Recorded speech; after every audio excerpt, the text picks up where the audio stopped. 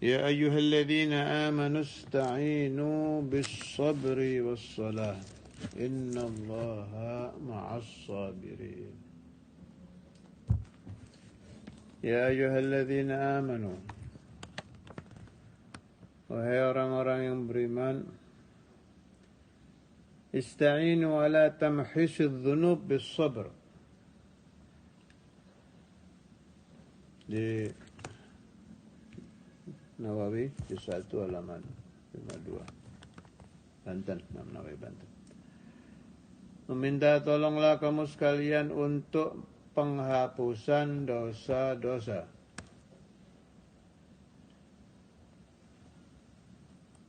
Dosa itu ada kabair, ada shaghair. Ada dosa-dosa besar, ada dosa kecil. Dosa besar yang pakai had, seperti zina, dirajam, dan lain-lain. Dosa kecil yang tidak pakai had. Nah, penentuan dosa besar dan dosa kecil kembali kepada ilmu fikih. Tidak bisa dikarang-karang. Oh, ini menurut saya kecil. Ada dosa yang menurut kamu kecil, menurut saya besar. Tidak bisa begitu, sudah diatur itu. Nah, tapi ada dosa yang berhubungan dengan hukukul ibad. Ada dosa yang berhubungan langsung dengan Allah. Ini lebih enak ini. Tinggal minta ampun kepada Allah Ta'ala. Kalau yang berhubungan dengan saudara-saudara kita bangsa manusia, ini urusannya zalim. Kita meminta ampun kepada Allah sudah selesai, tapi kepada mereka belum. Bisa jadi kita mencuri barang, ya wajib mengembalikan. Bisa jadi kita hutang, ya wajib bayar. Gak bisa, ya Allah ampuni dosa hutang saya, ya Allah. Gak bisa, harus bayar. Kemudian zakat harus bayar, sudah bukan punya kita lagi itu. Bagian zakat dari uang yang asalnya uang kita sudah bukan punya kita lagi, sudah punya orang. Ini wajib diberikan kepada orang yang berhak. Orang-orang yang berhak menerima zakat. Tolong dipaham, sudah bukan uang kita lagi. Jadi tidak beda ada uang orang di dalam rumah kita. Kalau yang wajib zakat itu tidak beda, ada uang orang lain di rumah kita, harus dikeluarkan. Dan lain-lain. Itu cara meminta ampun kepada Allah Ta'ala, selesaikan dulu dengan mereka. Nah, kalau ke Allah itu, ini ke Allah ini. Saghair dengan kabair di dalam maghfiratullah sama. Atau kalau bahasanya Imam Busiri di Burdah, innal kaba'ira fil ghufrani kallamami. Al-lamam itu dosa-dosa kecil. Di sisi Allah Ta'ala, Allah mengampuni dosa besar dengan mengampuni dosa kecil sama saja. Kayaknya hati-hati ya kalau ada hubungan dengan orang itu. Cepat minta halal, minta ridha, pernah zalim ya minta maaf.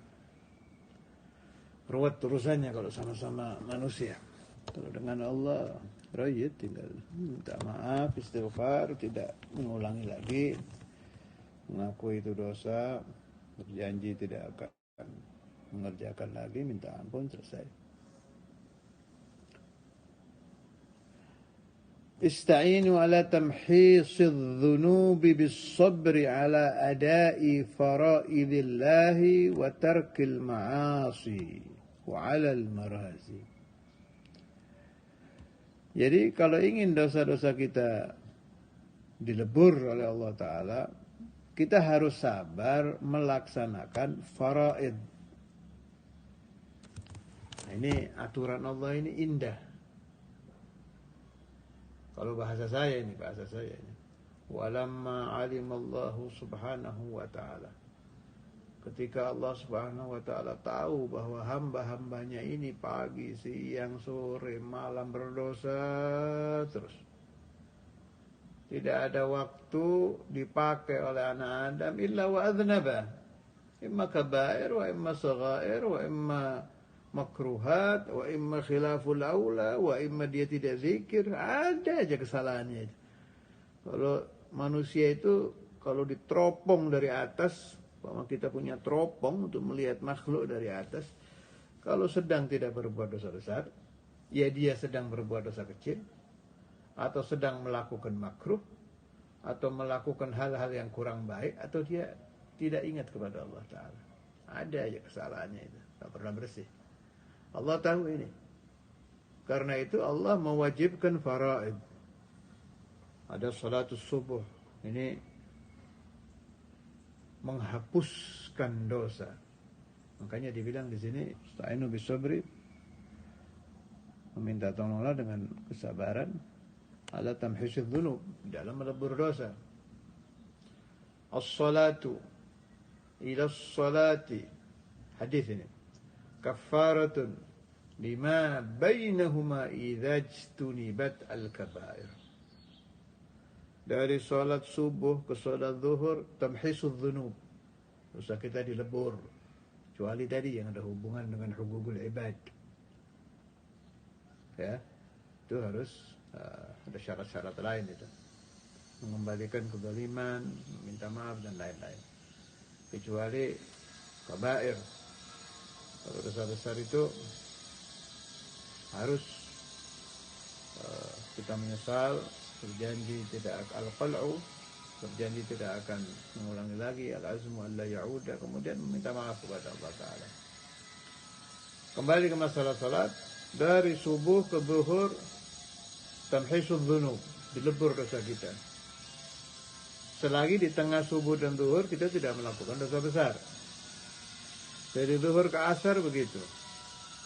Dari asar ke maghrib begitu. Maghrib ke isya begitu. Isya ke subuh ya begitu. Maka orang yang melakukan sholat 5 waktu dengan cara yang dibenarkan Nabi Muhammad SAW, artinya tidak ada khalal di dalam sholatnya, dosanya habis. Kemudian al-jum'atu ilal jum'ah, kita lakukan dengan sempurna, kafarah lagi. Ar-ramadhanu ila Ramadan, kafarah lagi. Orang haji, sempurna hajinya, raja'a ka yaumi waladathu ummuh, pulang seperti bayi. Umrah banyak sekali. Allah Ta'ala menata, karena Allah tahu ini anak Adam ahli dosa dan istiqamah berdosa, sehingga Allah beri rizki, faraid. Jadi ibadah itu bukan hal-hal yang berat buat kita. Seharusnya kita terima dengan farhan, dengan gembira, dengan sukacita. Sebab ini penghapusan. Ini baru fardu, belum sunnah-sunnahnya. Katanya Al-Imam Al-Ghazali, fa inna an-nawafila jawabiru lil faraid. Ini juga ajib lagi nih. Ketika Allah Ta'ala tahu bahwa anak Adam tidak akan sempurna melakukan faraid, Allah menurunkan nawafil. Jelas melalui Rasulullah SAW. Sunnah itu memang sunnah, betul. Sholat duha sunnah, sholat tahajud sunnah, sedekah ada sedekah sunnah selain zakat wajib. Tapi ingat loh, mengikuti Nabi Muhammad wajib. Jadi dalam memahami agama ini jangan seenaknya.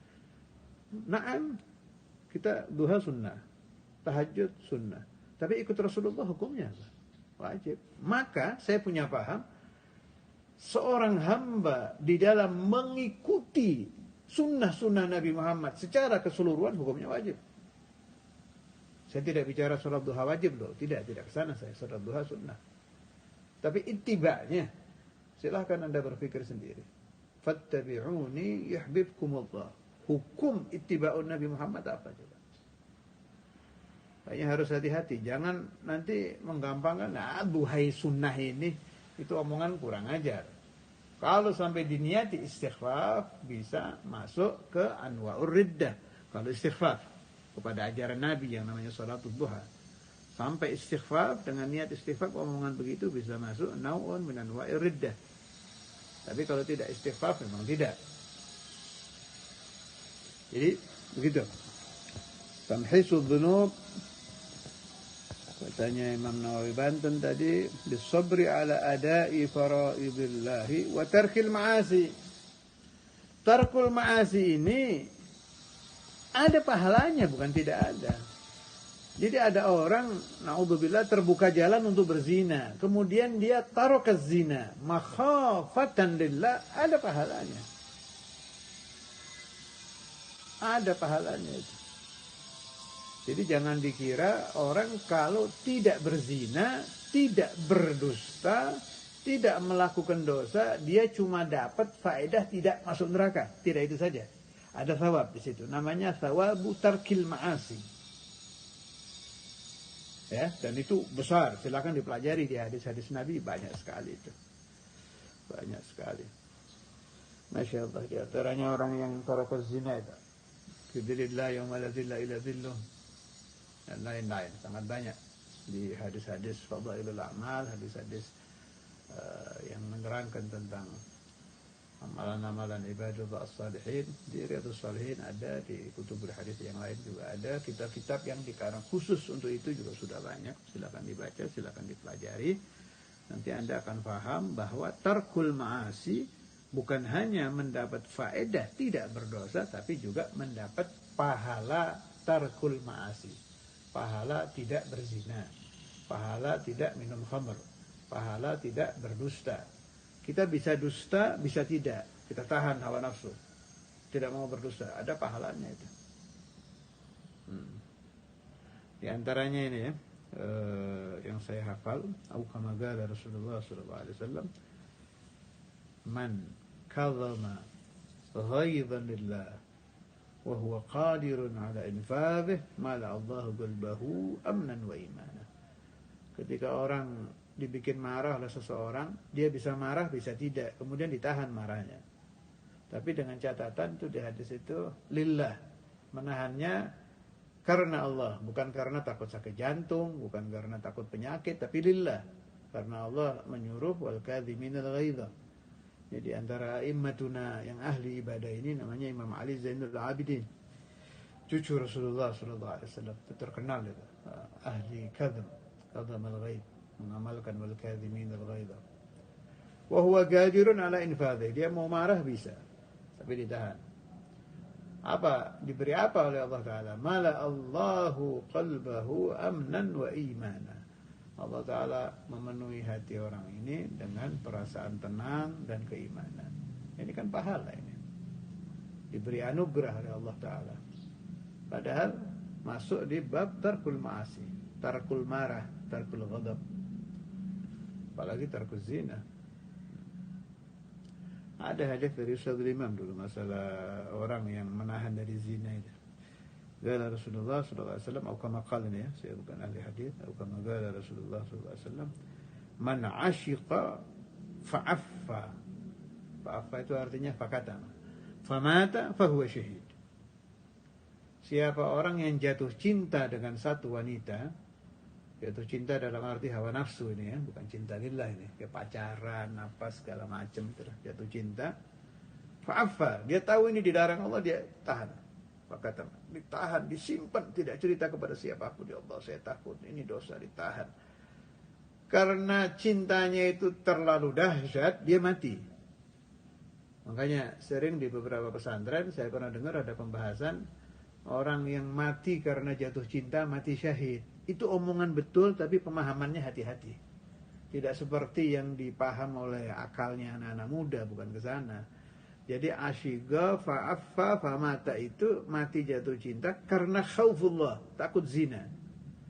Takut mengenang wanita yang tidak halal. Tapi karena dia terlalu dahsyat cintanya dan menahannya sekuat-kuatnya, enggak kuat, mati. Fahuwa syahid. Ini orang meninggalnya meninggal syahid. Tolong, bukan orang jatuh cinta seperti yang dipahami kaula muda kalau mati syahid karena cinta, bukan. Yang mati syahid itu karena menahan li'ajlillah, karena takut berzina. Itu muradul hadis, man ashiga fa'affa famata fahuwa syahid. Nah, ini kan anugerah lagi dia. Jadi tarokal cinta, dia meninggalkan cinta yang haram, tarokal zina sampai mati mendapat anugerah syahadah dari Allah Subhanahu wa taala. Nah, kemudian wassalati ay bi kathrati salati al-marazi, itu bala ya, sabar ketika mendapat ujian. Raziyah ya baliyah, marazi balaya. Wassalati ay bi kathrati salati tatawwu fil laili wan nahar, memperbanyak salat sunnah baik malam atau siang hari. Jadi kenapa selain sabar di sini ada salat? Salat itu pendingin. Kalau orang syifa, obat sembahyang itu. Ladzah bagi yang sempurna salatnya, bagi yang ahli salat. Jadi orang ke salat itu bukan melakukan beban berat, tidak enak, bukan. Enak salat itu, ladzah. Kenapa kita disuruh meminta tolong dengan salat? Sebab salat ini syifa, obat, ladzah, enak. Orang yang sedang gelisah kalau dakhala fis shalah hilang gelisahnya. Nah, kalau orang-orang besar seperti Sayyidina Ali Zainul Abidin, Sayyidina Ali bin Abi Thalib, Sadatuna Abu Bakr wa Umar wa Uthman, akabir sahabat itu kalau sholat tidak ingat apa-apa sudah. Sampai-sampai kalau saya tidak salah Sayyidina Ali itu yang pernah ada tombak kalau nggak salah itu, disuruh ditarik. Hadis sahabat kalau saya tidak salah ingat Imam Ali itu suruh ditarik ketika beliau fis shalah sehingga tidak terasa apa-apa. Kenapa? Karena enak itu. Enak itu menghilangkan sakit. Semakin tinggi rasa enak, semakin tidak terasa si sakit gitu. Itu logika. Anda tahu morfin, orang kalau kesakitan diberi morfin oleh dokter. Morfin yang ukuran dokter, bukan candu narkoba untuk anak-anak muda, bukan, orang-orang muda yang tersesat itu bukan. Tapi obat penghilang rasa sakit itu ada candunya, ada morfinnya dalam ukuran tertentu. Ini kan enak ini, sehingga rasa sakit hilang. Obat penenang itu kan enak, sehingga gelisah hilang. Nah, kita punya di dalam agama kita itu sebangsa morfin ruhani, penenang ruhani, obat ruhani, yaitu as-salat. Bagi yang tahu cara salat dengan sempurna sesuai yang diajarkan Rasulullah sallallahu alaihi wasallam. Faman shalla, siapa-siapa yang salat tidak mendapati yang saya katakan ini, berarti dia belum salat. Baru bergerak-gerak salat, belum salat. Kalau salat pasti ladzah. Imma dari takbir sampai akhir, wa imma di tengah-tengah, wa imma berapa detik atau berapa menit bagi yang belum kamil. Tapi ada ladzahnya. Nah, kalau orang dari takbir sampai salam tidak merasa ladzah sama sekali, fal yufattish sholatahu. Teliti, kurang apa solatnya ini. Sehingga kelezatan yang diberitakan oleh para pendahulu kita tidak kita rasakan. Ditolong difaham, solat itu ladzah. Karena itu ada perintah dari Allah Ta'ala, ista'inu bis salah. Pertama dengan sabar tadi sudah dibahas, juga disuruh ista'inu bis salat. Innallaha ma'as sabirina bin nasr. Allah Ta'ala bersama orang-orang yang sabar. Apa maksudnya bersama? Akan selalu menjadi penolong bagi orang-orang yang sabar. Contoh yang sangat jelas sekali, kalau kita dizolimi orang, kemudian kita doakan dia hancur, diijabah oleh Allah Ta'ala, orang itu hancur. Tapi kalau kita diam, sabar, ditahan, itu yang menghancurkan langsung Allah tanpa kita minta. Sebab innallaha ma'as sabirin. Jadi si fulan tadi, yang asalnya musuhannya dengan kita, berubah musuhannya dengan Allah gitu. Kalau kita sabar, kita tidak intiqam, tidak kita balas dengan kekuatan, dengan ucapan dan dengan doa. Mendoakan orang hancur sama saja dengan kita memukul dengan anggota badan atau dengan senjata. Man qatala bidu'aihi kaman qatala bisayfihi, kata ulama. Orang yang membunuh dengan doanya sama dengan membunuh dengan pedangnya. Makna kalau kita dizalimi orang, kita doakan berarti kita sudah intiqam itu. Tapi kalau kita mencaci tidak, membalas dengan kekuatan tidak, mendoakan hancur tidak, sabar saja. Sabar, dikembalikan kepada Allah Ta'ala. Ini musuhan dengan fulan ini berubah sudah. Dia nanti langsung berhadapan dengan Allah. Sebab janji Allah Subhanahu wa Ta'ala, innallaha ma'as sabirina ay bin nasr. Allah Ta'ala akan menjadi nasir, menjadi penolong orang-orang yang sabar.